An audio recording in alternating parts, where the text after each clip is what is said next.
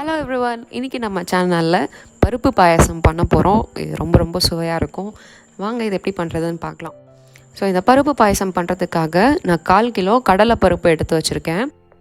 அது கூட 300 கிராம் வெல்லமும் எடுத்து வச்சுருக்கேன். இப்போ நம்ம கிரேட் பண்ணி துருவி வச்சுருக்க தேங்காவை ஒரு மிக்சர் ஜாரில் ஆட் பண்ணிக்கலாம். நம்ம ஃபஸ்ட்டு பால் எடுக்கிறதுக்காக இது கூட துருவி வச்சுருக்க தேங்காய் கூட நம்ம 1/2 கப் மட்டும் தண்ணி ஊற்றி அரைச்சி எடுத்துக்க போகிறோம். ஸோ 1/2 கப் தண்ணி ஊற்றுறதுனால இது ஒரு கொஞ்சம் திக்கான தேங்காய் பால் நமக்கு கிடைக்கும். இப்போ பாருங்கள், இது ஃபர்ஸ்ட் மில்க். இப்போ அதே தேங்காய் கூட 1 கப் தண்ணி நம்ம யூஸ் பண்ணிக்கிறோம் செகண்ட் மில்க் எடுக்கிறதுக்காக. இது கொஞ்சம் தின்னாக வரும். ஸோ செகண்ட் மில்க்கும் எடுத்து வச்சாச்சு. இப்போ நம்ம ரெசிபி ஸ்டார்ட் பண்ணலாம். ஸோ ஒரு பேனில் நான் நெய் ஊற்றிக்கிறேன். நெய் சூடானதும் அதில் ஃபஸ்ட்டு முந்திரி வறுத்துக்கலாம். நான் ஒரு 1/4 கப் முந்திரி எடுத்திருக்கேன். இந்த முந்திரியெல்லாம் வறுத்து தனியாக எடுத்து வச்சுக்கிறேன். அடுத்தது திராட்சை, காஞ்ச திராட்சை, இதையும் நான் வறுத்து எடுத்து வச்சுக்கிறேன். அடுத்தது நம்ம ரொம்ப சின்னதாக நறுக்கி வச்சுருக்க தேங்காய் பீசஸை பொன்னிறமாகிற வரைக்கும் நல்லா வறுத்து எடுக்கணும். இதை நல்ல ப்ரௌனிஷ் கலர் ஆகிற வரைக்கும், கோல்டன் ப்ரௌன் ஆகிற வரைக்கும் வறுத்துக்கோங்க. நம்ம எடுத்து வச்சுருக்க பருப்பை கழுவி தண்ணியெல்லாம் ரொம்ப ஃபுல்லாக வடிகட்டிட்டு இப்போ அதே பேனில் இன்னும் கொஞ்சம் நெய் ஊற்றிட்டு தண்ணியெல்லாம் வடித்து கழுவிட்டு நம்ம இந்த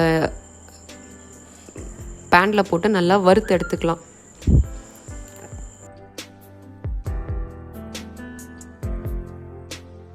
ரொம்ப வறுப்படணும்னு அவசியம் இல்லை. ஒரு ப்ரௌனிஷ் ஆகிற, ரொம்ப லைட் ப்ரௌன் ஆகிற வரைக்கும் வறுத்துட்டு இந்த வறுத்து வச்சுருக்க இந்த பருப்பை நம்ம ஒரு ப்ரெஷர் குக்கரில் போட்டு கொஞ்சமாக தண்ணி ஊற்றி நம்ம வேக வச்சு எடுக்க போகிறோம்.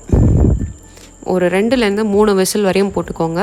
இது பருப்பு நம்ம கை வச்சு அமிழ்த்தினா நசுங்கிற அளவுக்கு இருக்கணும். இப்போது ஒரு பாத்திரத்தில் 1/2 கப் தண்ணி எடுத்திருக்கேன். அது கூட நம்ம எடுத்து வச்சுருக்க 300 கிராம் வெல்லத்தை நான் சேர்த்துக்கிறேன். இந்த வெல்லம் நல்லா மிக்ஸ் ஆகி வரணும். இப்போது நம்ம வேக வச்சுருக்க பருப்பை ஒரு மிக்சர் ஜாரில் போட்டு ஒரு 75% கிரைண்ட் ஆகிற அளவுக்கு கிரைண்ட் பண்ணி எடுத்துக்க போகிறோம். இப்போது இந்த வெல்லமும் பாகு ரெடி ஆயிடுச்சு.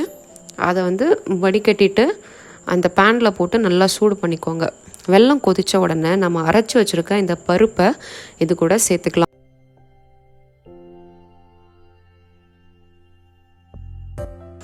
பருப்பெல்லாம் சேர்த்துட்டு இதில் கட்டியாகாத அளவுக்கு நல்லா மிக்ஸ் பண்ணி விடுங்க. இப்போது இந்த பருப்பும் வெல்லமும் நல்லா ஒன்று சேர்ந்து வருது. இது கூட கொஞ்சம் நெய் சேர்த்துக்கலாம். இப்போ பாருங்கள், ஒரு அல்வா கன்சிஸ்டன்சிக்கு வந்திருக்கு. இந்த டைமில் நம்ம எடுத்து வச்சுருக்க 2வது பாலை இது கூட ஊற்றிக்கலாம். இதெல்லாமே இந்த தேங்காய் பால் அது கூட ஒன்று சேர்கிற மாதிரி நல்லா மிக்ஸ் பண்ணுங்கள். மிக்ஸ் பண்ணிவிட்டு அது கூட சுக்கு பொடி, ஏலக்காய், அதுக்கப்புறம் ஜீரகத்தூள், இது 3த்தையும் சேர்த்து நல்லா கிளறிக்கோங்க. அடுத்தது இது கூட நம்ம எடுத்து வச்சுருக்க முதல் தேங்காய் பாலை சேர்த்துக்கலாம். அதையும் சேர்த்துட்டு நல்லா கலந்து விடணும். இப்போ பாருங்கள், ரொம்ப ஒரு க்ரீமியான சாஃப்ட் அண்ட் டெக்ஸ்டர் வந்திருக்கு. இந்த மாதிரி வந்ததுக்கப்புறம் நம்ம வறுத்து வச்சுருக்க தேங்காய், முந்திரி, திராட்சை இது எல்லாமே நம்ம சேர்த்துக்க போகிறோம். ஸோ ரொம்ப டேஸ்டான பருப்பு பாயாசம் ரெடி பண்ணியாச்சு. நீங்களும் இதை ட்ரை பண்ணி பாருங்கள். ரொம்ப டேஸ்டியாக இருக்கும். இதை ட்ரை பண்ணி பார்த்துட்டு எப்படி இருந்ததுன்னு எங்களுக்கு கமெண்ட் பண்ணுங்கள். தேங்க்யூ ஃபார் வாட்சிங். Stay home, stay safe, stay tune. வைக்கல்ஸ் குக்கிங் சேனலுக்கு சப்ஸ்கிரைப் பண்ணுங்கள். பெல் ஐக்கானை கிளிக் பண்ணுங்கள்.